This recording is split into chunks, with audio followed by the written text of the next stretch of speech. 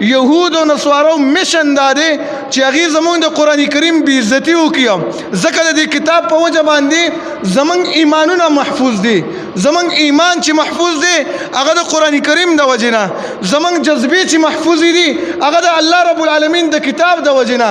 زمونږ کورونه او عزتونه چې محفوظ دي هغه د الله رب العالمین د کتاب د وجې نه یهود دا نشي برداشت کولی چې مسلمان دې داسې د عزت زندگی تېره کړي دې وجې نه ټیم په ټیم باندې د هغې سازش دا دی چې قرآن کریم ته یا اور ورته کړي یا د هغې ګستاخي وکړي یا هغه راونیسي او ویشلي د خلکو په مخامخ باندې دا خالي صرف مسلمانانو ته تکلیف ورکوي د دې کتاب د وجې نه لکه بله ورځ پرون د اختر په ورځ باندې په سوډن کې یو ظالم یو خبیث یو لعنتي قرآن کریم اوچت کړی دی باقاعده د میډیا په مخامخ د جومات مخامخ او قرآن کریم یې شلولی دی دا صرف موږ مسلمانانو له دا ښیي چې مسلمانانو ستاسو سره موږ داسې بغض لرو داسې کینه لرو خو دا واورئ موږ هم د یهود او نصارو له دا چیلنج ورکوو چې ستاسو بایبل هم زموږ سره شته دی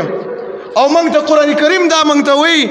فمن اعتدى عليكم فاعتدوا عليه بمثل ما اعتدى عليكم والفاعتدوا عليه دي خلکو باندې تاسو داسې تجاوز کوي بمثل ما اعتدى عليكم لکه څنګه چې دي تاسو باندې کم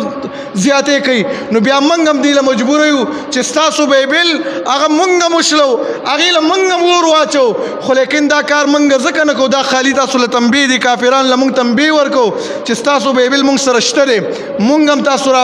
راغوسه کولی شو خو د الله رب العالمین د کتاب نه منع شي که نه موږ هم دې ته بیا اور اچو ځکه په دې ټایم کې بیا موږ نه ګناهګارېږو وجه دا چې موږ د قرآن کریم عزت دپاره دا کار بیا موږ کوو مسلمانانو هم دا ویم چې د خپلې ټوپکې د دشمنو په ځای باندې د کافرو طرف ته ور واړوئ ځکه تر څو به خپل کې یو بل ولو راځئ داسې یو اجر په د خپلو اصلحو باندې وګټو چې الله رب العالمین هم قیامت کې هم سرلوړي کړي